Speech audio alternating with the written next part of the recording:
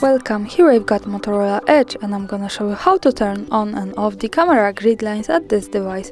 So at first we have to tap on the camera button here to open it, and as you can see for now we are in the standard photo mode, so let's go to more advanced options. We can do it by tapping on this button here in the right corner, and it gives us access to the advanced camera settings.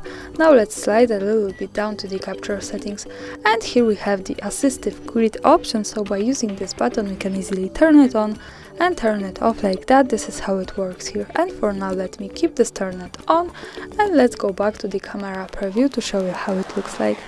As you can see, it generates us these lines.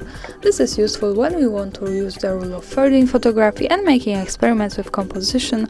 Also remember that these lines are not visible at the real picture, so when I take a photo and when I go here to the right corner at the bottom to the gallery, we can't see them at the real picture. These lines are only to help us taking better photos. And of course, when we don't need it, we can easily go back to the settings in the right corner, slide again to the capture settings, tap on assistive grid, and for now they are gone. So this is how it works. Thanks for watching, subscribe our channel and leave the thumbs up.